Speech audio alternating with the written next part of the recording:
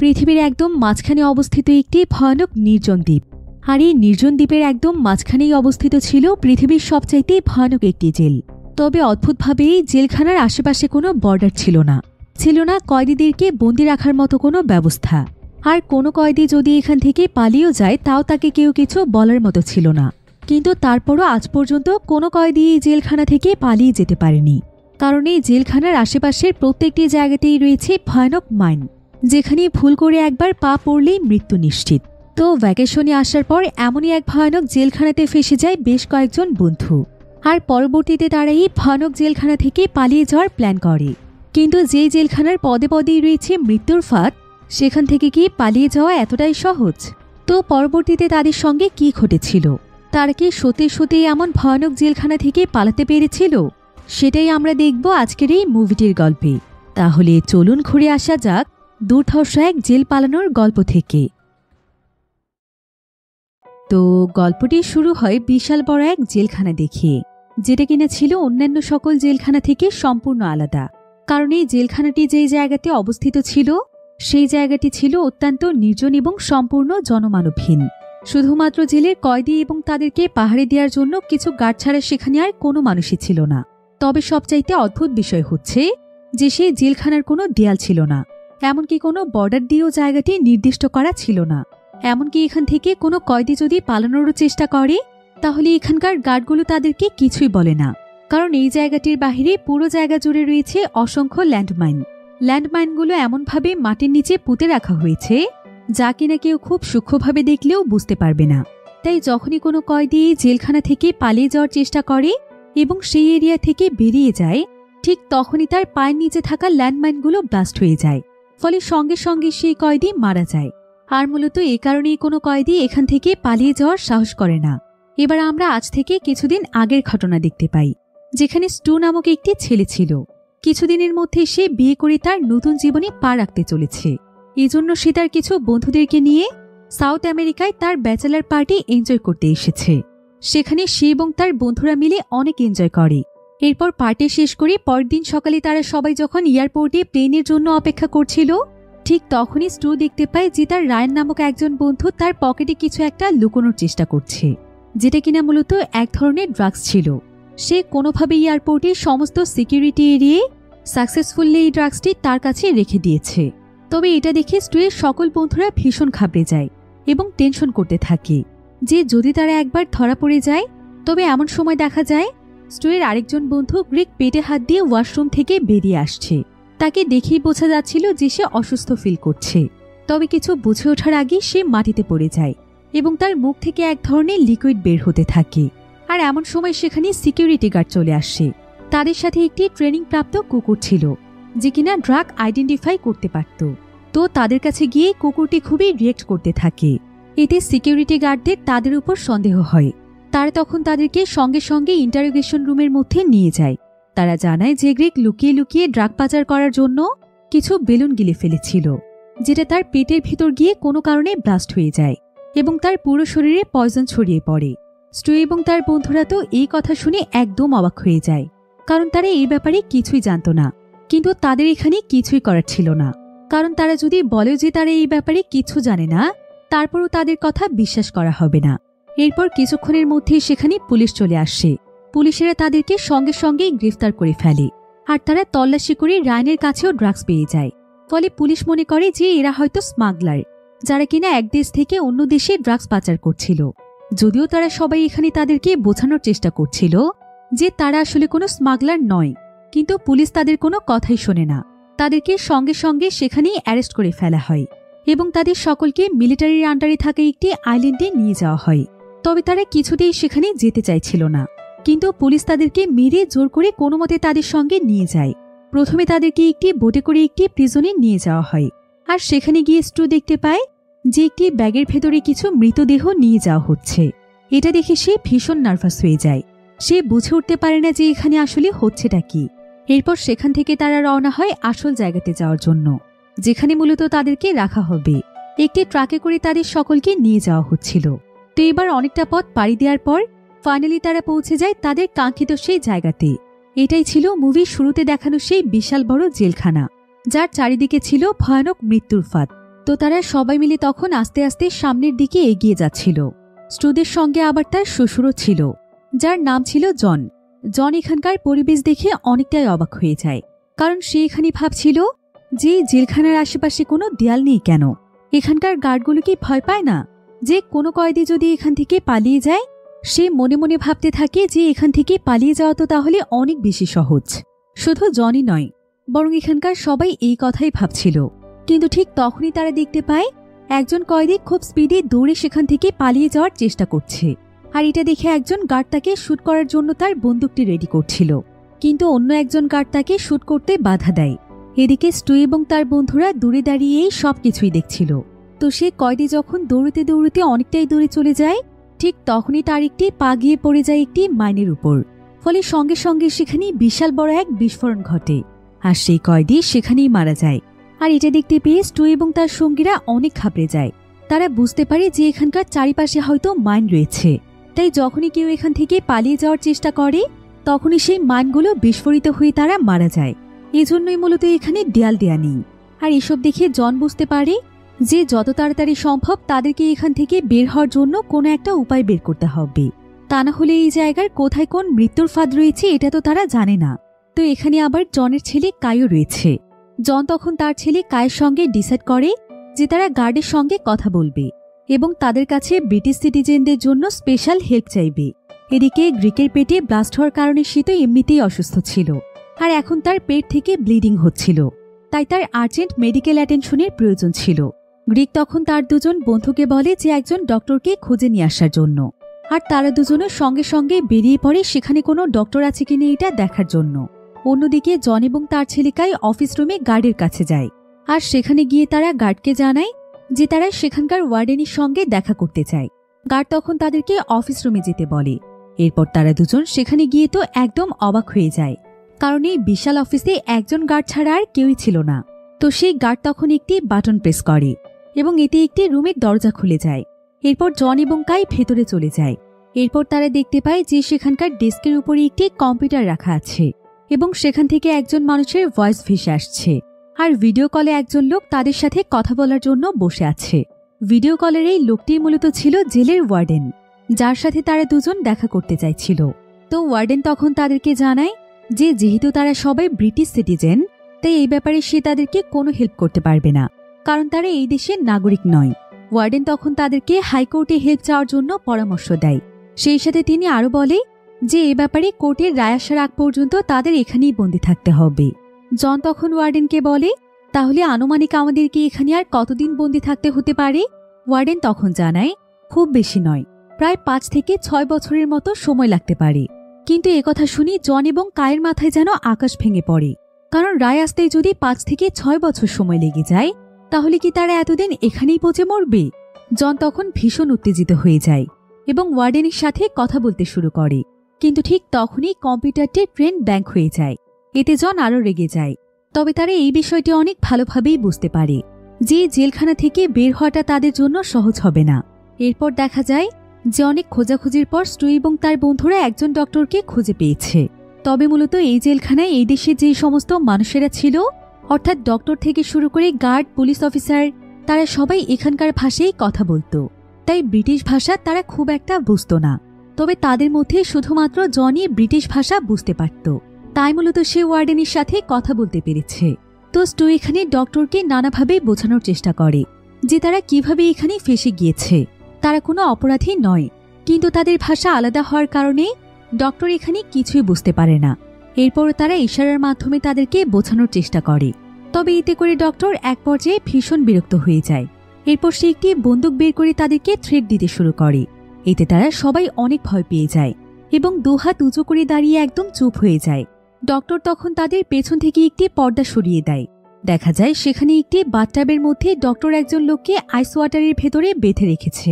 এই দৃশ্য দেখে তারা সবাই আরও বেশি ঘাবড়ে যায়।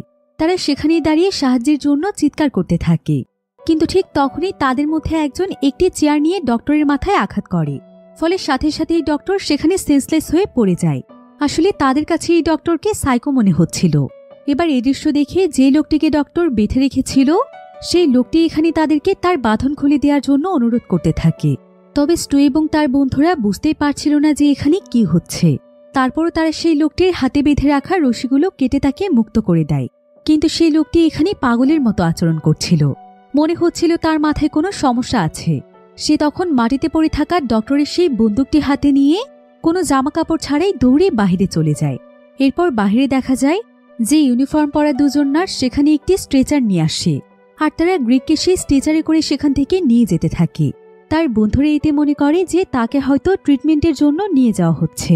এরপর জন তখন তার সঙ্গীদেরকে নিয়ে সেই জেলখানার ম্যানেজারের সঙ্গে দেখা করতে যায়, কারণ এই ম্যানেজারই তাদেরকে ডেকে পাঠিয়েছে।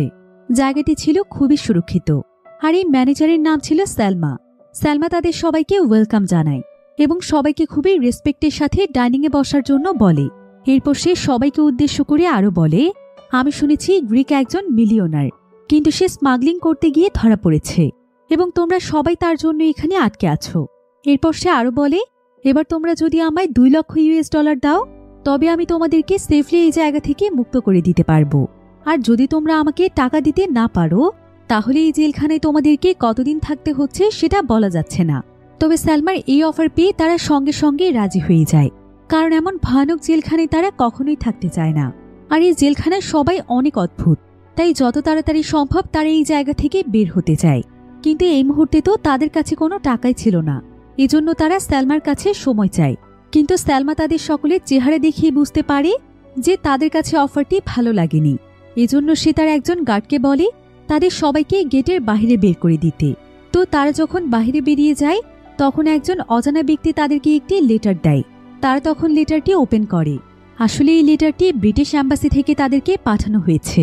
সেখানে তাদেরকে ইনফর্ম করা হয়েছে যে ব্রিটিশ অ্যাম্বাসি তাদের এই সিচুয়েশনের ব্যাপারে ইনভেস্টিগেশন করবে। এমনকি এই ইনভেস্টিগেশন করতে যদি তাদের 100 বছরের সময় লেগে যায় তবুও এই বিষয়টি তারা তাদের নজরে রাখবে। লেটারটির প্রথম লাইন পড়ে তারা সবাই তো অনেক খুশি হয়ে গিয়েছিল, কিন্তু লেটারটির শেষ লাইনের মাধ্যমেই তারা বুঝতে পারে যে ইনভেস্টিগেশন আসলে কেমন হতে চলেছে। তাদেরকে শুধু ফর্মালিটি হিসেবে একটি লেটারই পাঠানো হয়েছে। এই ব্যাপারে মনে হয় না যে কেউ কোনো গুরুত্ব দেবে। কিন্তু জন তখন সবাইকে আশা দিয়ে বলে, অ্যাটলিস্ট অ্যাম্বাসি তো আমাদের বিষয়টি জানতে পেরেছে এবং এ ব্যাপারে ইনভেস্টিগেশন করবে বলেছে। আর হতে পারে এই 100 বছরের কথাটি শুধুমাত্র একটি কথার কথা। তার বিশ্বাস আছে যে অবশ্যই কেউ না কেউ তাদেরকে এখান থেকে বের করে নিয়ে যাবে। তো এমন সময় একজন অচেনা কয়েদি তাদেরকে বলে অ্যাম্বাসি অলরেডি তাদের জন্য একটি সেল অ্যারেঞ্জ করেছে। তো কিছুক্ষণ পরেই তাদেরকে সেই সেলটিতে নিয়ে যাওয়া হয়। আর সেখানে গিয়েই তারা একজন গ্যাংস্টার টাইপের লোককে দেখতে পায়। তার নাম ছিল ব্যাংকো। সেখানে একটি মেয়েও ছিল। মেয়েটি নিজেও ছিল একজন কয়েদি। তো তারা সেখানকার কোনো কিছু বুঝে ওঠার আগেই গ্যাংস্টারটি এখানে তাদেরকে বলে, স্টু এবং তোমাদের মধ্যে যে কোনো একজনকে আমায় 2টো কিডনি দিতে হবে। একজন ডক্টর তোমাদের জন্য সবকিছু অ্যারেঞ্জ করবে। এরপর সে আঙুল দিয়ে একজন ডক্টরকে দেখিয়ে দেয়। এদিকে লোকটির কথা শুনে তারা তো একদম অবাক হয়ে যায়, কারণ জেলখানায় তাদেরকে বন্দি থাকতে হবে, তাহলে তাদেরকে কিডনি কেন দিতে হবে? এরপর ধীরে ধীরে একজন ডক্টর তাদের দিকে এগিয়ে আসতে থাকে। তারা এখানে দেখতে পায় যে এটা তো সেই ডক্টর যাদের কাছে তারা গ্রিডের ট্রিটমেন্টের জন্য গিয়েছিল, কিন্তু পরবর্তীতে তারা সেই ডক্টরের উপর হামলা করে সেখান থেকে পালিয়ে এসেছিল। এখন এই ডক্টরকে দেখে তারা আরো অনেক বেশি ভয় পেয়ে যায়। ডক্টর তখন একজনের দিকে আঙুল দেখিয়ে বলে, এই যে এই ছেলেটি, এই আমাকে আঘাত করেছিল এবং এর জন্যই আমার কিডনি হারাতে হয়েছে। একথা শোনা মাত্রই কোনো কিছু বুঝে ওঠার আগেই ব্যাংকো সেই ছেলেটির মাথায় শুট করে মেরে ফেলে, আর ক্ষতিপূরণ হিসেবে সেই ছেলেটির কিডনি নিতে চায়। এদিকে এই দৃশ্য দেখে সকলেই অনেক ঘাবড়ে যায় এবং তারা ভয়ে সেখানে কাঁদতে শুরু করে, কারণ তারাও কিছুক্ষণ আগে ডক্টরের উপর হামলা করেছিল। এরপর সেই মৃত ছেলেটিকে একটি বেডে শুয়ে রাখা হয়। ব্যাংকো তখন সেই কয়েদি মেয়েটিকে বলে সেই ছেলেটির শরীর থেকে কিডনি বের করে নিয়ে আসার জন্য। এমনকি সে মেয়েটিকে কিডনি বের করে আনার একটি সহজ উপায় বলে দেয়। সে তাকে বলে, অ্যাট ফার্স্ট কিডনি আসলে কোথায় আছে সেই জায়গাটি তোমাকে চিহ্নিত করতে হবে। এরপর সেখানকার স্কিন কেটে ফেলে নিজের হাত ঢুকিয়ে দিতে হবে এবং আস্তে আস্তে সেখান থেকে কিডনি বের করে নিয়ে আসতে হবে। তো তার কথা মতো ঠিক এভাবেই ছেলেটির পেট থেকে কিডনি বের করে নিয়ে আসা হয় এবং কাজটি করা হয় তাদের সবার সামনে। মেয়েটি অনেক ভয়ে ভয়ে কাজ করছিল, কারণ এই ধরনের কাজ সে প্রথম করছে। তো এবার একটি কিডনি বের করে সে একটি নির্দিষ্ট জায়গাতে রাখে, কিন্তু দ্বিতীয় কিডনিটি বের করতে গিয়ে সে সেটা ভুলবশত হাত থেকে ফেলে দেয়। এতে ব্যাংকো ভীষণ রেগে যায় এবং সে আরও একটি কিডনির জন্য বাকি লোকদেরকে প্রস্তুত থাকতে বলে। সে সকলকে ডিসাইড করতে বলে যে কে তাকে নিজের কিডনি দেবে। এতে কেউ কোনো রেসপন্স করছিল না, সকলেই সেখানে চুপ করে দাঁড়িয়েছিল। তখন ব্যাংকও তাদের সামনে কিছু স্টিক দিয়ে বলে তারা যেন যে যার ইচ্ছে মতো একটি করে স্টিক তুলে নেয়। তো এরপর সবাই স্টিক তুলে নেওয়ার পর সে সবাইকে বলে যে তোমাদের মধ্যে যা স্টিক সবচাইতে ছোট থাকবে সেই এখন আমাকে কিডনি দেবে। তো দেখা যায় সবচাইতে ছোট স্টিকটি রয়েছে জনের হাতে। এখন রুলস অনুযায়ী জনকে কিডনি দিতে হবে, কিন্তু ডক্টর জনের কিডনি নেওয়ার জন্য রাজি হয় না, কারণ সে ছিল অনেক বয়স্ক। এবার জনের পরে সবচাইতে ছোট স্টিক ছিল তাদের হিউগো নামক একজন বন্ধুর হাতে। এজন্য ডিসাইড করা হয় যে হিউগোর কাছ থেকে আরেকটি কিডনি নেওয়া হবে। হিউগো এতে ভীষণ ভয় পেয়ে যায়, কিন্তু এখানে তার কিছুই করার ছিল না। ইনস্ট্রাকশন অনুযায়ী হিউগো তার ড্রেস খুলে বাথটাবে রাখা সেই আইসের ভেতরে বসে পড়ে। কায়ের তখন হিউগোর জন্য ভীষণ মায়া হয়। সে তখন নিজের হাতে থাকা স্টিকটি ভেঙে ছোট করে দিয়ে বলে যে আমার হাতে স্টিকটি সবচাইতে ছোট, তাই নিয়ম অনুযায়ী আমার কাছ থেকে আপনাকে কিডনি নিতে হবে। এরপর সে হিউগোকে বাথটাব থেকে উঠিয়ে নিজেই সেখানে বসে পড়ে। কিন্তু এই ব্যাপারটি তার বাবা জন কিছুতেই মানতে পারছিল না। জন তখন তাকে বাধা দেওয়ার চেষ্টা করে। এজন্য ব্যাংকও তখন সঙ্গে সঙ্গে তার মাথায় বন্দুক তাক করে ফেলে। ঠিক তখনই রুমের ভেতরে একজন এসে ব্যাংককে খবর দেয় যে তার বোন সালমা তাকে ডাকছে। ব্যাংকও তখন সঙ্গে সঙ্গে সেখানে চলে যায় এবং সেদিনের মতো কায় সেখানে বেঁচে যায়। ব্যাংকও রুম থেকে বেরিয়ে যাওয়ার সঙ্গে সঙ্গেই সেই কয়েদি মেয়েটি কাঁদতে শুরু করে। সে জানায় যে তার নাম হচ্ছে ক্লেম। সে চিৎকার করে বলতে থাকে আমি কখনোই ভাবিনি যে আমার ভ্যাকেশন একজন কয়েদি হিসেবে কাটাতে হবে। নিজের হাতে একজন মানুষের কিডনি তার পেটের ভেতর থেকে বের করে নিয়ে আসতে হবে। এসব বলতে বলতে সেখানে সেই ডক্টর চলে আসে এবং তার কথাগুলো সে শুনে ফেলে। তাই সে তখন মেয়েটিকে চুল ধরে ফোর্স করে ভেতরে নিয়ে যায়। আর এটা দেখে স্টু এবং তার বন্ধুরাও অনেক কষ্ট পায়, কিন্তু এতে তাদের কিছুই করার ছিল না। তো কিছুক্ষণ পর তারা লক্ষ্য করে যে কায়ের কাছে একটি রিং রয়েছে। অর্গান এক্সট্রাকশনের সময় সে কোনো মতে একজনের হাত থেকে রিংটি খুলে নিয়েছিল এবং তার নিজের কাছে লুকিয়ে রেখে দিয়েছে। এটি এখন তাদের কাছে থাকা একমাত্র সম্পদ। তো এবার গভীর রাতে স্টুয়ের বন্ধু রায়ান লুকিয়ে লুকিয়ে স্টুকে ডেকে তোলে এবং তাকে তার সঙ্গে করে বাইরে নিয়ে যায়। তারা আসলে সন্দেহ করছিল যে তাদেরকে শুধুমাত্র গ্রিকের স্মাগলিংয়ের জন্যই নয়, এর সাথে নিশ্চয়ই অন্য কেউ ইনভলভ রয়েছে, এবং এক্ষেত্রে যদি শুধু গ্রিকে অন্যায় করে থাকে তবে পুলিশ কেন তাদের সকলকে অ্যারেস্ট করল। এজন্য তারা দুজন মিলে ডিসাইড করে ফেলে যে এসবের পেছনে আর কে ইনভলভ রয়েছে এটা তারা খুঁজে বের করবে এবং আসল সত্যটা জানবে।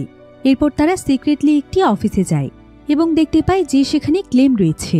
ক্লেমকে সেখানে তাদের ফ্রেন্ড গ্রিকের টেক কেয়ার করার জন্য রাখা হয়েছিল। তারা তখন ক্লেমকে বলে যে গ্রিকের সাথে যেভাবেই হোক ক্লেম যেন তাদেরকে দেখা করিয়ে দেয়। ক্লেম এতে সঙ্গে সঙ্গে রাজিও হয়ে যায় এবং তাদেরকে সাবধান করে দেয় যাতে করে তারা কোনোভাবেই উত্তেজিত না হয়ে যায়, গার্ড যেন কিছুতেই তাদেরকে দেখতে না পারে। এরপর ক্লেম আস্তে আস্তে তাদেরকে ভেতরে নিয়ে যায়, কিন্তু গ্রিককে দেখে তারা দুজন নিজের মাথা ঠান্ডা রাখতে পারে না, কারণ গ্রিকের জন্যই তাদের একজন ফ্রেন্ড অলরেডি মারা গিয়েছে। তাকে গুলি করে মেরে ফেলে তার কিডনি খুলে নেওয়া হয়েছে। কিন্তু গ্রিক তাদেরকে মাথা ঠান্ডা করতে বলে। এরপর তারা কিছুটা শান্ত হলে গ্রিক তাদেরকে বলে আমাদেরকে যে করেই হোক এখান থেকে বের হতে হবে, আর আমি যা করেছি সেটা আমি ইচ্ছে করে করিনি। আমি জানতাম না যে এসবের পরিণতি এতটা ভয়ানক হবে, তবে আমি এখান থেকে বের হওয়ার একটি উপায় জানি। আমার শুধুমাত্র একটি ফোন লাগবে বাইরে আমার বসের সাথে যোগাযোগ করার জন্য। তার সাথে একবার কন্ট্যাক্ট করতে পারলে তিনিই আমাদেরকে এখান থেকে বের করে নিয়ে যাবে। তাই তোমরা যে করেই হোক আমার জন্য শুধুমাত্র একটি ফোনের ব্যবস্থা করো। স্টু এবং রায়ান তখন তার এই কথায় বিশ্বাস করে এবং সেখান থেকে বেরিয়ে ভাবতে থাকে যে কিভাবে তারা একটি ফোন ম্যানেজ করবে। এদিকে দেখা যায় বর্তমানে স্টুয়ের অন্যান্য বন্ধুদের সবচাইতে বড় চিন্তা হলো খাবার ম্যানেজ করা, কারণ যেহেতু তাদের কাছে এখন একদমই কোনো টাকা পয়সা ছিল না, তাই তারা এখানে ভালোভাবে খাবার খেতে পারছিল না, কারণ এই জেলখানাটি ছিল অন্যান্য জেলের থেকে একদমই আলাদা। এখানে টাকা ছাড়া খাবারও পাওয়া যায় না। এবার তাদের মধ্যে হিউগো দেখতে পায় যে একটি ছোট মেয়ে জেলখানার ভেতরে টাকা ধার দিচ্ছে। এটি দেখে সে মেয়েটির কাছে $100 ধার চায়, কিন্তু মেয়েটি তখন তাকে জানায় যেহেতু তোমরা সালমাকে $2 লক্ষ দিতে রাজি হয়েছ, এজন্য এই জেলখানার কোথাও কারো কাছেই তোমরা কোনো সাহায্য পাবে না। একথা শুনে তারা সকলেই অনেক হতাশ হয়ে পড়ে এবং বুঝতে পারে তাদেরকে হয়তো মৃত্যু পর্যন্ত না খেয়ে থাকতে হবে। এদিকে হঠাৎ করেই কাই দেখতে পায় যে একজন লোক এক বৃদ্ধার কাছে একটি মুরগি দিয়ে তার কাছ থেকে টাকা নিচ্ছে। এটি দেখে তারা কিছুটা আশা ফিরে পায়। তারা সবাই তখন সেই বৃদ্ধ লোকটির কাছে যায় এবং জন তার স্পেশাল ডিজাইন করা শু লোকটিকে অফার করে যাতে করে লোকটি তার কাছ থেকে একটু মুরগি তাদেরকে খেতে দেয়। আর সৌভাগ্যবশত লোকটি এতে রাজি হয়ে যায়। মুরগিটি সে জনকে দিয়ে সে জনের কাছ থেকে শুটিয়ে নিয়ে নেয়। অন্যদিকে স্টু এবং রায়ান তখন আন্ডারটেকারকে খুঁজে বের করার চেষ্টায় ছিল, কারণ সেই আন্ডারটেকারের মাধ্যমে তার কিছু কাজ করাতে চাইছিল। আর ফাইনালি তারা তাকে পেয়েও যায়। সে মূলত কয়েদিদের বডি পোড়ানো অথবা মাটিতে পুঁতে ফেলার মতো কাজগুলোতে নিয়োজিত ছিল। তো তারা এখানে আন্ডারটেকারকে তাদের হয়ে দুটো কাজ করে দিতে বলে। তাদের যে বন্ধুকে মেরে ফেলা হয়েছিল তারা তখন আন্ডারটেকারকে তার বডিটি পুড়িয়ে ফেলতে বলে এবং তাদেরকে একটি ফোন কল দেওয়ার ব্যবস্থা করে দিতে বলে। এর বিনিময়ে তারা তাকে সেই রিংটি অফার করে, যেটা তারা এখানে এসেই পেয়েছিল। আন্ডারটেকার সেই রিংটি তখন কিছুক্ষণ এক্সপেরিমেন্ট করে দেখতে পায় যে রিংটি আসলে অনেক মূল্যবান, তাই সে সঙ্গে সঙ্গেই তাদের অফারে রাজি হয়ে যায়। কিন্তু সে জানায় যে সে মাত্র একটি কাজই করতে পারবে, তাই তারা যেন ডিসাইড করে যে সে কোন কাজটি করবে। যেহেতু স্টু এবং রায়ানের ফার্স্ট প্রায়োরিটি ছিল এই প্রিজন থেকে যে করেই হোক বেরিয়ে যাওয়া, এজন্য তারা ফোন ম্যানেজ করার কাজটিকে চুজ করে।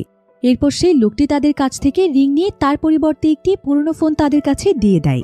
স্টু তখন ফোনটি নিয়ে সাথে সাথে গ্রিকের কাছে চলে যায়। তারা দুজন জেলখানার ওয়াশরুমে লুকিয়ে পড়ে। গ্রিক তখন সঙ্গে সঙ্গে তার বসকে কল করে এবং তাকে অনুরোধ করতে থাকে যে করেই হোক সে যেন তাদের সবাইকে এখান থেকে বের করে নিয়ে যায়। বস তখন তাদেরকে বের করতে রাজি হয় ঠিকই, কিন্তু তার আগে সে তাদের এই কন্ডিশন হওয়ার কারণ জানতে চায়। গ্রিক তখন সঙ্গে সঙ্গে ফোনটি কেটে দেয় আর সে স্টুকে বলে যে তার বসকে আসল কাহিনী কোনোভাবেই বলা যাবে না, তাহলে বস অনেক রেগে যাবে। সে তখন স্টুকে বুঝিয়ে বলে, সে বলে যে করেই হোক তুমি দয়া করে সব দোষ নিজের উপর নিয়ে নাও। আমার বসকে বলো তুমি এসব কিছু করেছ, তোমার কাছ থেকেই ড্রাগস পাওয়া গিয়েছিল। তুমি যদি এ কথা বলো তবে তিনি ঠিকই কোনো না কোনোভাবে আমাকে এখান থেকে বের করে নেবে। আর আমি কথা দিচ্ছি, আমি যদি একবার এখান থেকে বের হতে পারি তবে আমি তোমাদের সকলকে এখান থেকে মুক্ত করে নিয়ে যাব। স্টু চুপচাপ দাঁড়িয়ে তার কথাগুলো শুনছিল এবং তার কথা মতোই রাজি হয়ে গিয়েছিল। এরপর গ্রিক আবারও তার বসকে কল করে আর সে এবার তাকে কাহিনী ঘুরিয়ে দিয়ে স্টুয়ের ব্যাপারে বলে যে তার বন্ধু স্টুয়ের কাছে ড্রাগস পাওয়া যাওয়ার কারণে তাদের এমন পরিণতি হয়েছে। গ্রিক তখন স্টুয়ের সাথে তার বসের কথা বলিয়ে দেয়, কিন্তু এখানে দেখা যায় যে স্টু এখানে গ্রিকের কোনো কথা না শুনে আসল সত্য কথা তার বসকে বলে দেয়।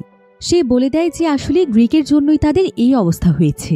গ্রিকে সেদিন কাউকে না জানিয়ে চুপি চুপি ড্রাগস পাচার করতে গিয়েছিল আর সেটা সিকিউরিটি বুঝতে পেরে তাদের সবাইকে আটক করেছে। তো স্টু যখন বসকে এইসব কথা বলছিল গ্রিক তখন পাশ থেকে তাকে অনেক বাধা দেওয়ার চেষ্টা করছিল, কিন্তু স্টু তার কোনো বাধাই মানছিল না। সে সমস্ত সত্য তার বসকে জানিয়ে দেয়। আসলে সে বুঝে গিয়েছিল যে গ্রিকের আসল প্ল্যান কি। গ্রিক হয়তো তাদেরকে রেখে নিজে এখান থেকে পালিয়ে যাওয়ার চেষ্টা করছে। এজন্যই গ্রিক যখন তাকে সব দোষ নিজের উপর নিতে বলেছিল তখন সে কোনো রকম রিয়েকশন না দিয়ে চুপ ছিল। এদিকে গ্রিক যখন স্টুকে বাধা দিতে চাইছিল তখন ভুলবশত স্টু খুব জোরে গ্রিককে আঘাত করে ফেলে, কিন্তু সে প্রথমে এটা বুঝতে পারে না যে আঘাতটি এতটা জোরে হয়ে গিয়েছিল। তাকে আঘাত করে সে নিজেই গ্রিকের উপর বসে তার বসের সাথে কথা বলতে থাকে। এবার কথা বলা শেষ করে যখন সে গ্রিককে ডেকে পাঠানোর চেষ্টা করে তখন দেখতে পায় যে গ্রিক কোনো রেসপন্স করছে না। সে অনেকবার ডাকাডাকি করলেও গ্রিক তার ডাকে কোনো সাড়াই দেয় না। আর এক পর্যায়ে সে লক্ষ্য করে যে গ্রিক শ্বাস নেওয়াই বন্ধ করে দিয়েছে। এতে করে সে বুঝতে পারে যে গ্রিক আর বেঁচে নেই, তারই আঘাতে তার বন্ধুর মৃত্যু হয়ে গিয়েছে। এতে সে ভীষণ ঘাবড়ে যায়। স্টু বুঝে উঠতে পারে না যে এখন সে কি করবে, এই ডেড বডিও বা সে কোথায় রাখবে। ঠিক এই সময় ওয়াশরুমের দরজায় কেউ একজন নক করতে থাকে। এতে সে আরো বেশি ভয় পেয়ে যায় আর কোনো উপায় না পেয়ে সে গ্রিকের বডি কমোডের ভেতরে ফেলে সেখান থেকে বের হয়ে যায়। সে দৌড়ে নিজেদের সেলে চলে যায় এবং সেখানে গিয়ে দেয়ালের কিছু অংশ ভেঙে সেখানে ফোনটি লুকিয়ে রাখার চেষ্টা করে। এই সুযোগে জন যেই মুরগিটি তার শুয়ের সাথে এক্সচেঞ্জ করে নিয়েছিল সেই মুরগিটি বাইরে বের হয়ে যায়। এদিকে ফোনটি লুকিয়ে রেখে স্টু যখন বাইরে বের হয়ে আসে তখন হঠাৎ করে সে দেখতে পায় যে উপর থেকে মুরগির একটি পালক নিচে পড়ছে। এরপর উপরে তাকিয়ে সে দেখতে পায় যে একজন লোক সেই মুরগিটিকে ধরে রেখেছে এবং সে তাকে বলছে, ওয়াশরুমে একটু আগে তুমি কি করেছো আমি সব দেখে ফেলেছি। একথা শুনে স্টুয়ার এক মুহূর্তও দেরি না করে লোকটির কাছে চলে যায় এবং তাকে রিকোয়েস্ট করে যে এই ঘটনা যেন তিনি কাউকে না বলেন। তবে লোকটি এর বিনিময়ে স্টুকে তার একটি উপকার করার জন্য বলে। স্টু লোকটির কথায় রাজি হয়ে যায় এবং লোকটিও তাকে চিকেনটি ব্যাক করে দেয়। এবার রাতে যখন সেলে সকলে মিলে একসঙ্গে মুরগিটিকে ফ্রাই করে খাচ্ছিল স্টু তখন সকলকে একটি সাজেশন দেয়। সে এখানে বলে, এই আইল্যান্ডে একটি ফ্যাক্টরি রয়েছে, আমাদের উচিত সেখানে কাজ করে টাকা উপার্জন করা আর না হলে আমাদের এখানে না খেয়ে মরতে হবে। স্ট্রের সমস্ত সঙ্গীরা তার এই কথায় রাজি হয়ে যায়। আর পরের দিন সকালে সবাই মিলে ফ্যাক্টরিতে চলে যায় কাজ করার জন্য। কিন্তু হিউগো সেখানে মিসিং ছিল। তাকে স্যালমা নিজের অফিসে ইনভাইট করেছে। স্যালমা আসলে হিউগোকে খুবই আশ্চর্যজনক একটি কাজের জন্য ডেকে পাঠিয়েছে। আসলে নিজের ভাই ব্যাঙ্কোকে মার্ডার করার জন্য সে হিউগোকে নিজের অফিসে ডেকেছে। সেই হিউগোকে একটি মাইন দিয়ে বলে সেটি সুযোগ বুঝে ব্যাঙ্কোর রুমের মাটির নিচে রেখে দেওয়ার জন্য। হিউগো এই কাজটি করতে রাজি হয়, কিন্তু তার একটি কন্ডিশন, এখান থেকে তাকে মুক্ত করতে হবে। সালমাও তখন তার প্রস্তাবে রাজি হয়ে যায়, কিন্তু সে বলে আমি শুধুমাত্র তোমাকেই মুক্ত করব, তোমার বন্ধুদেরকে নয়। এবার পরের দিন দেখা যায় সালমা হিউগোকে তার সাথে নিয়ে তার বসের কাছে যায়। সেখানে বস ক্লেম নামে সেই মেয়েটিকে ইনভাইট করেছিল, কারণ সে ছিল একজন মেডিকেল জিনিয়াস। এজন্য বস তাকে খুবই রেসপেক্টফুলি ইনভাইট করে। তো সেখানে যখন হিউগো এবং ক্লেম একা কথা বলার সুযোগ পায়, তখনই হিউগো ক্লেমকে সালমার প্ল্যানের ব্যাপারে সবকিছু জানিয়ে দেয় এবং তাকে বলে এই সুযোগটি কাজে লাগানোর জন্য। হয়তো এই সুযোগটি কাজে লাগিয়ে তারা দুজনেই এখান থেকে বের হয়ে যেতে পারবে। ক্লেমও এই ব্যাপারটি খুব ভালোভাবেই বুঝতে পারে। এরপর বস তাদেরকে লাঞ্চের জন্য ডেকে পাঠায়। বস খুবই খুশি ছিল এরকম একজন মেডিকেল জিনিয়াসের সঙ্গে মিট করতে পেরে। কিন্তু ক্লেম বসের সাথে ভালোভাবে কথা না বলে সবার আগে সালমার সাথে পার্সোনালি কথা বলতে চায়। এরপর তারা দুজন বাইরে চলে যায় একা কথা বলার জন্য। সেখানে ক্লেম তখন সালমাকে থ্রেট করে বলে আমি তোমার প্ল্যানের ব্যাপারে কিন্তু সবকিছু জানি, তুমি যদি আমায় এখান থেকে মুক্ত না করো তবে আমি বসকে সবকিছু বলে দেব। একথা শুনে সালমা তাকেও মুক্ত করতে রাজি হয়ে যায়, কিন্তু তার একটি কন্ডিশন ছিল। প্রথমত ক্লেমকে বসের লিভার ট্রান্সপ্ল্যান্ট সার্জারি কমপ্লিট করতে হবে। ক্লেম এতে রাজি হয়ে যায়, কিন্তু আসলে সত্যি বলতে তারা যেভাবে ভাবছিল কোনো কিছুই সেরকম সহজ ছিল না। এদিকে দেখা যায় স্টু সেই লোকটিকে ফ্যাক্টরির একেবারে আন্ডারগ্রাউন্ডে পৌঁছে যাওয়ার জন্য হেল্প করছে, যার সঙ্গে গতকাল রাতে মুরগি নিয়ে ডিল হয়েছিল। তো সেখানে একটি সুড়ঙ্গ রয়েছে যার গেট চলে গিয়েছে সোজা সমুদ্রের দিকে। সেই গেটে পৌঁছতেই সে বুঝতে পারে যে সেখানেও গার্ডের কড়া পাহারা রয়েছে। এমনকি সে দেখতে পায় সেখানে মৃত মানুষের শরীরের অঙ্গ পড়ে আছে, যা দেখে মনে হচ্ছে ভয়ঙ্কর প্রাণী তাদের উপর অ্যাটাক করেছিল। এসব দেখে সে ভয় পেয়ে আবারও ফ্যাক্টরিতে ফিরে যায় এবং মেইন গেট দিয়ে বের হয়ে যাওয়ার চেষ্টা করে।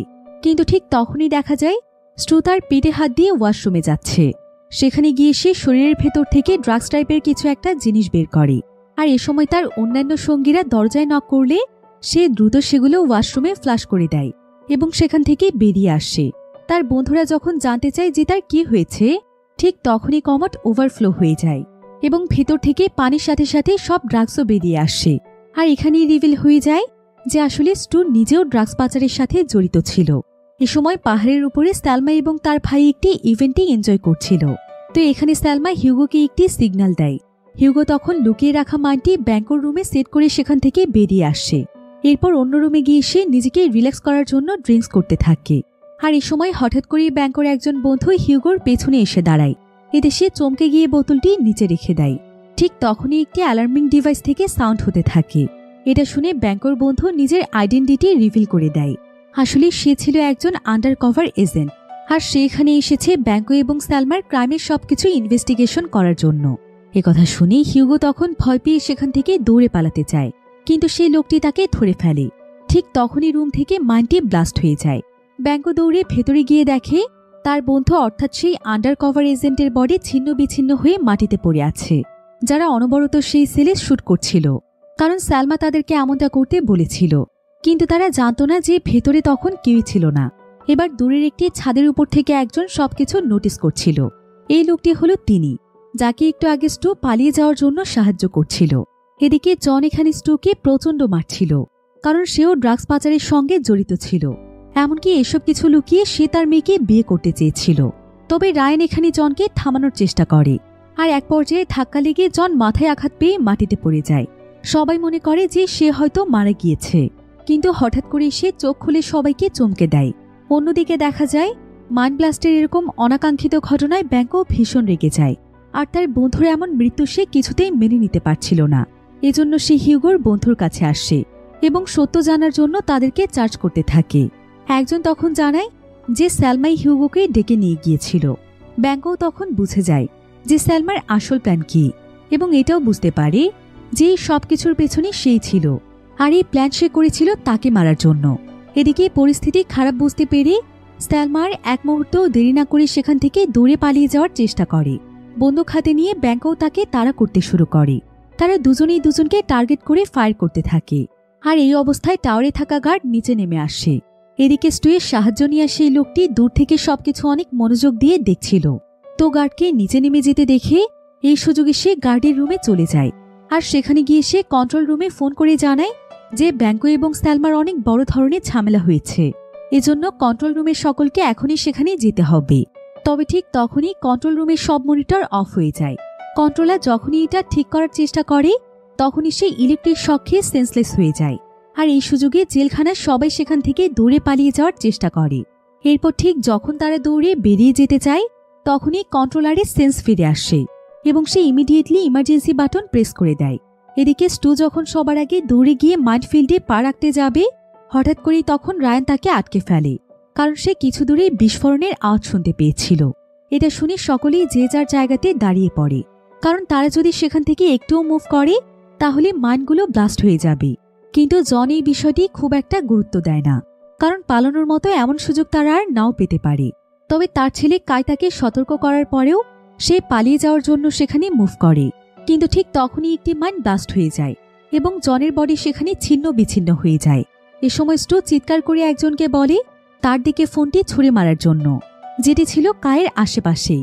মূলত স্টু এবং রায়ান সেফ জোনে দাঁড়িয়েছিল, তারা মাইনফিল্ডে থেকে বাহিরে ছিল। তো তারা তখন কাইকে ভরসা দিয়ে বলে তাদের কাছে ফোনটি পৌঁছে দিলেই তারা যে করেই হোক কাইকে সেখান থেকে বের করে নিয়ে যাওয়ার ব্যবস্থা করবে। বন্ধুদের বিশ্বাস করে কাই মাটি থেকে ফোনটি তুলে নিয়ে স্টুয়ের দিকে ছুড়ে দেয়, কিন্তু ফোনটি গিয়ে পড়ে সেই লোকটির হাতে, যে কিনা কন্ট্রোল রুমে ফোন করেই কয়েদিদেরকে পালিয়ে যাওয়ার সুযোগ করে দিয়েছিল। আসলে এই লোকটি ছিল একটু ধার্মিক টাইপের। ফোনটি হাতে পাওয়া মাত্রই লোকটি সেখান থেকে বের হয়ে যাওয়ার রাস্তা খুঁজতে থাকে। তো স্টু এবং রায়ানও তখন লোকটিকে ফলো করে তার সাথে যেতে থাকে। কিন্তু কাই তাদেরকে অনেকবার ডাকার পরও তারা একবারও পেছনে ফিরে তাকায় না, তাকে তারা সাহায্য করে না। তার সঙ্গে তারা বিশ্বাসঘাতকতা করে। একদিকে ছিল বাবার মৃত্যুর যন্ত্রণা, অন্যদিকে ছিল নিজের প্রিয় বন্ধুদের বিশ্বাসঘাতকতা। এসব কিছু কাই কিছুতেই মানতে পারছিল না। এদিকে দেখা যায় বডিগার্ড একজন ইয়াং ছেলেকে লিভার ট্রান্সপ্ল্যান্টের জন্য নিয়ে যায়, আর এই লিভার ট্রান্সপ্ল্যান্টের সার্জারিটি করতে হবে ক্লেমকে। তো এই সময় বোম টাইপের কিছু একটা জিনিস কেউ একজন তাদের রুমের মধ্যে ছুঁড়ে মারে। তারা সবাই মনে করে যে এখনই হয়তো সেটা ব্লাস্ট হয়ে যাবে, এজন্য কেউ কেউ তখন রুম থেকে দৌড়ে বেরিয়ে যায়।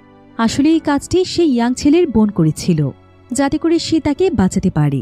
তো সেই ছেলেটি যখন সেখান থেকে পালিয়ে যাওয়ার জন্য চেষ্টা করে তখন তার সাথে সেই বডিগার্ড এবং ডক্টরের ফাইট শুরু হয়ে যায়। তবে তাদেরকে মেরে যখন সে পালিয়ে যেতে চায় তখনই সেখানে স্যালমা এসে তার পথ আটকে ফেলে। তবে এমন সময় তার পেছনে ক্লেম চলে আসে, আর সে তার ঘাড়ের মধ্যে একটি ইনজেকশন পুশ করে দেয় এবং ছেলেটি মাটিতে সেন্সলেস হয়ে পড়ে যায়। স্যালমা ক্লেমের প্রতি খুবই খুশি হয়ে যায় এবং তার বডিগার্ডকে অর্ডার করে যে তাকে সুরক্ষিতভাবে নিজের রুমে নিয়ে যাওয়ার জন্য। তো যখনই তারা দুজন সেখান থেকে বের হয়ে যায় ঠিক তখনই দুটো বাচ্চা এসে সেই বডিগার্ডকে ছুরি দিয়ে অ্যাটাক করে। ক্লেম দৌড়ে গিয়ে বডিগার্ডের হাত ধরে ফেলে। অ্যাটাক করা মেয়েটি তখন ক্লেমকে ইশারা করে বলে যাতে করে সেখান থেকে সে ইমিডিয়েটলি চলে যায়। এরপর ক্লেম সেই বডিগার্ডের পকেট থেকে একটি চাবি নিয়ে সেখান থেকে দ্রুত চলে যায়। আসলে ক্লেম এই বাচ্চাগুলোর সাথে ডিল করেছিল। অন্যদিকে স্টু, রায়ান এবং আরও অনেকে সেই লোকটির সাথে পালিয়ে যাওয়ার চেষ্টা করে। আর পথে যেতে যেতে স্টু সেই আন্ডারটেকারের মৃতদেহ দেখতে পায়, যে কিনা রিংয়ের বিনিময়ে তাদেরকে ফোন দিয়েছিল। তারা দুজন তখন তাড়াতাড়ি আন্ডার কভারের বডি সার্চ করতে থাকে। আসলে তারা সেই রিংটি খুঁজছিল, আর কিছুক্ষণের মধ্যে তারা সেই রিংটি পেয়েও যায়। এরপর দেখা যায় ক্লেম যেই চাবিটি নিয়ে একটি রুমে প্রবেশ করে সেখানে আবার একটি মেয়েকে আটকে রাখা হয়েছিল। ক্লেম সেই মেয়েটির বাঁধন খুলে তাকে মুক্ত করে দেয়। মেয়েটির নাম ছিল জেমা। জেমা এই কাজের জন্য ক্লেমের প্রতি খুবই খুশি হয়ে যায়। সে ক্লেমকে ভরসা দিয়ে বলে আমি তোমাকে এই আইল্যান্ড থেকে বের হয়ে যাওয়ার জন্য হেল্প করতে পারি। এই বলে সে হাঁটতে হাঁটতে রুম থেকে বেরিয়ে যেতে থাকে। আর অদ্ভুতভাবে সে রুম থেকে বের হয়ে গিয়ে ক্লেমকে দরজার ভেতরে লক করে দিয়ে সেখান থেকে চলে যায়। জেমার এই আচরণে ক্লেম খুবই অবাক হয়ে যায়। সে এই বিষয়টির পেছনে কোনো কারণই খুঁজে পায় না। সে তখন সাহায্যের জন্য অনেক জোরে জোরে চিৎকার করতে থাকে। এমন সময় স্যালমা এসে তার লকটি খুলে দেয় এবং সে তাকে বলে সার্জারি করার সময় হয়ে গিয়েছে, ডক্টর তোমার জন্য ভেতরে অপেক্ষা করছে। এরপর তারা দুজন ডক্টরের কাছে যায়, কিন্তু ডক্টরের রুমে গিয়ে তারা দুজন ভীষণ অবাক হয়ে যায়, কারণ তারা দেখতে পায় যে ডক্টরের মৃতদেহ বাথটাবে পড়ে রয়েছে। ক্লেম দৌড়ে ডক্টরের কাছে যায় তার পালস চেক করার জন্য, কিন্তু ঠিক তখনই জেমা এসে তার উপর অ্যাটাক করে বসে। তবে সালমা তাকে বাধা দেওয়ার চেষ্টা করলে তাদের দুজনের মধ্যে সেখানে লড়াই শুরু হয়ে যায় এবং এক পর্যায়ে একজনের কাছ থেকে বন্দুক নিচে পড়ে যায়। এ সময় সুযোগ পেয়ে ক্লেম সেই বন্দুকটি উঠিয়ে নেয়, ফলে সাথে সাথে সেখানে তাদের দুজনের ফাইটিং থেমে যায়। জেমা তখন বারবার সেখানে থাকা একটি ফ্রিজের দিকে দেখতে থাকে। ক্লেম তাকে এই ব্যাপারে প্রশ্ন করলে সে রিভিল করে দেয় যে এটার দরজার আড়ালে একটি গভীর টানেল আছে, যেটা সরাসরি সমুদ্রের তীরের সাথে যুক্ত রয়েছে। একথা শুনে জেমার সাথে ক্লেমও সেই টানেল দিয়ে সেখান থেকে পালিয়ে যাওয়ার জন্য তৈরি হয়ে যায়। তখন সালমাও তাদের সঙ্গে পালিয়ে যেতে চায়, তাই তারা তিনজন মিলে এখানে এক হয়ে যায়। এরপর তারা তিনজন একসঙ্গে সেই টানেলের মধ্যে প্রবেশ করে। এরপর কিছুটা দূরে যেতেই তারা একটি বিশাল বড় গরিলার আওয়াজ শুনতে পায়, তাই তারা আর এক মুহূর্তও দেরি না করে সেখান থেকে দৌড়ে পালিয়ে যায়। এমন সময় হঠাৎ করে সালমা একটি ডেড বডি দেখতে পায়, যেটা কিনা ছিল তার বসের। তারা বুঝতে পারে যে তিনিও হয়তো এই জায়গা থেকে পালিয়ে যাওয়ার চেষ্টা করেছিল, আর তখন গরিলাটি তাকে অ্যাটাক করে এখানে মেরে ফেলেছে। তো ডেড বডিটি সেখানেই রেখে তারা সেই টানেলের দরজার কাছে পৌঁছানোর জন্য যেতে থাকে এবং এক পর্যায়ে তারা সেখানে পৌঁছেও যায়। দরজাটি খোলার জন্য সেখানে 3টি বাটন ছিল, তো তারা তিনজন একসাথে সেই 3টি বাটন প্রেস করতেই দরজাটি সঙ্গে সঙ্গেই খুলে যায়। এতে তারা তিনজনেই সেখান থেকে বের হয়ে যাওয়ার জন্য আশার আলো দেখতে পায়, কিন্তু এক মুহূর্তের মধ্যেই তাদের সমস্ত আশা শেষ হয়ে যায়। তারা দেখতে পায় সালমার ভাই ব্যাংকো আগে থেকেই টানেলের দরজায় দাঁড়িয়ে আছে। সে সালমাকে দেখা মাত্রই তাকে শুট করে মেরে ফেলে, কারণ সালমার প্রতি তার আগে থেকেই রাগ ছিল। এরপর টানেলের ভেতরে ঢুকে নিজের বোনের মৃতদেহ তুলে নিয়ে ব্যাংকো সেখান থেকে চলে যায়। তবে সে এখানে জেমা বা ক্লেমকে কিছুই বলে না, কারণ সে জানত তারা কখনোই এখান থেকে বের হয়ে যেতে পারবে না। তো ব্যাংকো সেখান থেকে চলে যাওয়ার পরই ক্লেম দ্রুত সেখানকার উপরে উঠে দরজার বাহিরে বেরিয়ে যায় এবং জেমা সেখান থেকে বের হওয়ার আগে সে দরজাটি লাগিয়ে দেয়। ফলে জেমা ভেতরেই আটকা পড়ে যায় এবং গরিলাটি এসে তাকে খুব বাজেভাবে আক্রমণ করে। সে সাহায্যের জন্য চিৎকার করতে থাকে, আর ক্লেম দরজার বাহিরে দাঁড়িয়ে সে সবকিছু শুধু তাকিয়ে দেখতে থাকে, কারণ এই জেমাও তার সাথে বিশ্বাসঘাতকতা করেছিল। এদিকে দেখা যায় অনেক চেষ্টার পরে রায়ন এবং স্টু সেই টানেল দিয়ে বের হয়ে আসতে সক্ষম হয়, আর সেখান থেকে বেরিয়ে তারা সোজা চলে যায় সমুদ্রের তীরে। তবে রায়ন খুবই ক্লান্ত হয়ে পড়েছিল, তাই সে সেখানে বসে পড়ে এবং হঠাৎ করে সে দেখতে পায় যে স্টু একটি বড় পাথর হাতে নিয়ে তার দিকে এগিয়ে আসছে। আর কিছু বুঝে ওঠার আগেই সে সেই পাথরটি দিয়ে রায়নের মাথায় আঘাত করে তাকে মেরে ফেলে। আর তাকে মেরে ফেলার পেছনেও একটি কারণ ছিল। আসলে তারা ফ্যাক্টরি থেকে অনেকগুলো ড্রাগস চুরি করে নিয়ে এসেছিল, আর স্টু চাইছিল ড্রাগসগুলো বিক্রি করে সে একাই সব টাকা নিয়ে নেবে। এজন্য সে শুরু থেকেই রায়নকে মেরে ফেলার প্ল্যান করেছিল। অর্থাৎ এখানকার প্রত্যেকটি মানুষই ছিল স্বার্থপর, তারা নিজেদের স্বার্থের জন্যই সবকিছু করছিল। এবার রায়নের বডি সেখানেই রেখে স্টু একটি বোটে উঠে পড়ে, আর সে রওনা হয়ে যায় নিজের শহরে ফিরে যাওয়ার জন্য। কিন্তু হঠাৎ করেই পানি থেকে ক্লেম বোটে উঠে পড়ে। স্টু তাকে দেখে ভীষণ অবাক হয়ে যায়। এদিকে ক্লেম দেখে ফেলেছিল যে স্টু রায়নকে মেরে ফেলেছে, তাই এখন স্টু এর জন্য ক্লেমের বেঁচে থাকাটাও রিস্ক হয়ে গিয়েছে। এদিকে ক্লেম নিজেও বুঝতে পারছে যে স্টু তাকে যে কোনো সময় মেরে ফেলতে পারবে, কারণ সে স্টু এর ব্যাপারে সবকিছু জানতে পেরেছে। তবে এমন সময় হঠাৎ করেই তাদের দুজনের চোখ পড়ে তাদের মাঝখানে থাকা একটি বন্দুকের দিকে। তারা দুজনেই একদৃষ্টিতে কিছুক্ষণ সেই বন্দুকটির দিকে তাকিয়ে থাকে এবং হঠাৎ করেই সেখান থেকে গুলির এক বিকট আওয়াজ ভেসে আসে। আর তখনই দৃশ্য পরিবর্তিত হয়ে রায়নের কাছে চলে যায়। এখানে দেখা যায় যে রায়ন আসলে মারা যায়নি, সে এখনো বেঁচে আছে। তবে সবকিছুর পর একটি রহস্য থেকেই যায়, তখন আসলে বোটে কে কাকে গুলি করেছিল, ক্লেম স্টুকে নাকি স্টু ক্লেমকে? শেষ পর্যন্ত তাদের মধ্যে কে বেঁচে ছিল, নাকি দুজনেই মারা গিয়েছে? এই বিষয়টি সিরিজটির মধ্যে ক্লিয়ারভাবে দেখানো হয় না। তবে এমনই একটি গভীর রহস্যের মধ্য দিয়েই সিরিজটির গল্পটি এখানেই শেষ হয়ে যায়। কিন্তু শেষ পর্যন্ত এই ভয়ানক জেলখানার সমাপ্তি ঘটেছিল এবং সেই জেলখানা যারা পরিচালিত করছিল শেষমেশ তাদের জীবনেও ধ্বংস নেমে এসেছিল। অর্থাৎ এই জেলখানাটি হয়তো পরবর্তীতে ব্যান করে দেয়া হবে। তো আপনাদের কাছে আজকের এই পুরো গল্পটি কেমন লেগেছে সেটা আমাকে অবশ্যই ভিডিওর নিচে কমেন্ট করে জানাতে ভুলবেন না। আজকের ভিডিও এ পর্যন্তই, দেখা হবে পরবর্তী নতুন কোনো ভিডিওতে। সে পর্যন্ত সবাই ভালো থাকুন, সুস্থ থাকুন। আল্লাহ হাফেজ।